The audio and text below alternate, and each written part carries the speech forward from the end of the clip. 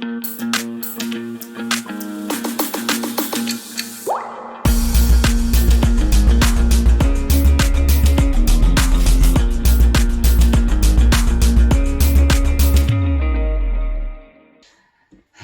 hi, welcome to GMA Talk,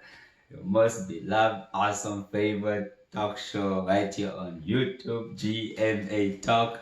and all your favorite social media platform with your host, yours truly, Gerard Mutabazi Amani. Thank you for tuning in. If you haven't subscribed, please subscribe. Stay tuned for weekly updates and news on what is happening in the world of refugees here in Canada and around the world, and to see how we can be called to action to help and support refugees. Because here at GMA Talk, we believe refugees are more than refugees. So on this week's GMA Talk, I want to touch really a heated topic when it comes to migration, asylum seekers, and refugees, and that is Europe. Whether it's the European Union or just Europe in general, there seems to be having issues or always a problem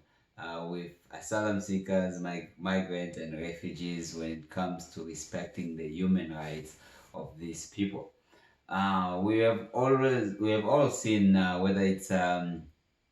people dying in the Mediterranean Sea, whether people taking dangerous journeys, and some of them maybe stuck in Libya and then they're being treated as the slaves, or even heading on into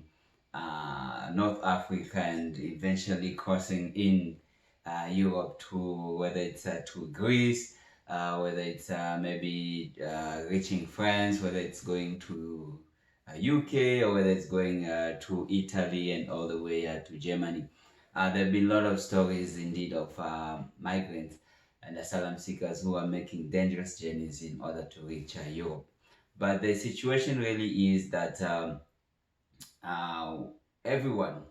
has a right to asylum claiming, asylum seeking. So when you arrive in a country, no matter how you arrive there, you have a right to due process. If indeed you want to declare as a refugee, you have a right to file your claims, to file your application, to say indeed I arrive,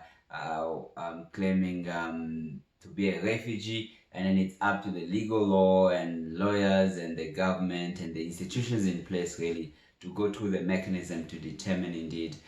if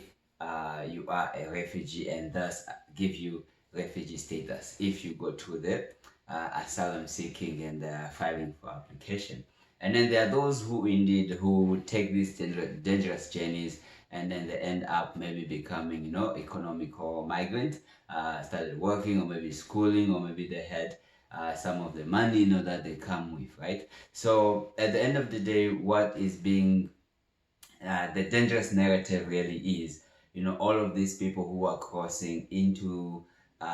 heading into Europe, taking these dangerous journeys, trying to find safety, shelter, and often indeed, yeah, opportunities in terms of jobs and schooling. The dangerous narrative is all of these people are economic migrant. All of these are just going through these dangerous journeys, and they are not refugees. But at the end of the day, no matter which journey somebody takes, you cannot already disqualify them to be economic migrant or seeking other thing than safety, and shelter,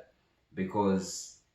under the international humanitarian law, under the human rights law, under all the laws that exist, everyone has to have a due process, and that includes whether declaring asylum and going to refugee boards in some countries to determine indeed if you are a refugee or not. So, but what we have seen in Europe and in the European Union, of course, is first of all, we can all remember the deal that was struck down with that was struck with European Union and Turkey in 2016, of trying to really block, or keep as many migrant or asylum seekers in Turkey as possible, in order to not cross and go into EU and European territory. So at that time, indeed, the deal was criticized by many human rights organizations, many refugee organizations, and indeed even some governments and citizens alike. That this is injustice, this is inhumane, this is really, and it puts the safety, of people in danger, and it doesn't respect, the human rights and the laws that have been set in place, whether for asylum seeking or rightfully refugees that are also going through under these dangerous journeys. And now recently, this year in 2022, in April, we also had a deal that which was made between the United Kingdom and Britain and then the Rwanda government, that those who are arriving as asylum seekers, or those who are arriving illegally, those who are crossing channels to arrive in UK, that they will be sent to Rwanda to really, in order to deter them, to not make such these dangerous journeys to UK. So at the end of the day is, whether it's specifically this deal with UK and Rwanda, or whether it's the deal in the past in 2016 with the European Union and Turkey, the European Union and European countries really seems to be having trouble or problem really in respecting the due process of everyone, in not discarding or not really automatically disqualifying everyone, from rightfully being heard, from rightfully putting in the asylum seeking application, from rightfully being determined whether they are refugees or not, because there are indeed some of these people who are refugees and rightfully so. Others are economic migrant, which everyone has been put in the same pool. So what really Europe in general, then the European countries need to be doing is to really see how they can be united around migrant and refugee seekers and asylum seekers and refugees, to really not be shouldering, the responsibility of shouldering the burden, to other countries and paying them off really. In this deal with Rwanda, millions were promised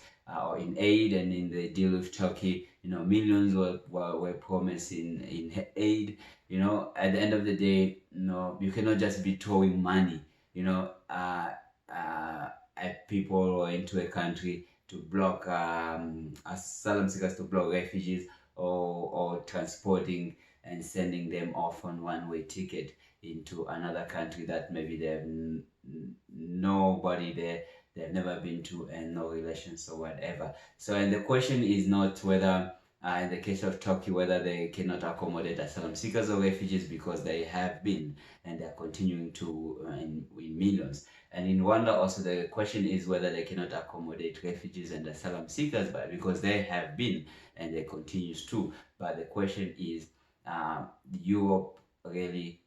are they respecting the laws and the legal mechanism and the human rights of asylum seekers, of refugees, and of just human rights as people,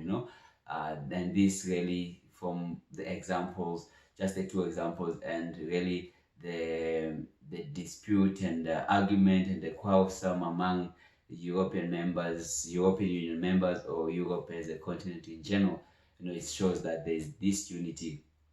when it comes to refugees and asylum seekers. So here on GMA Talk, this is something to really think about. How can the European Union and Europe in general work together hand in hand with organizations and government alike elsewhere, to really help and support asylum seekers and refugees and migrants, instead of sending them off or blocking them off elsewhere and shouldering the responsibility to other countries. So that is something really everyone should think about, should be called to action, and really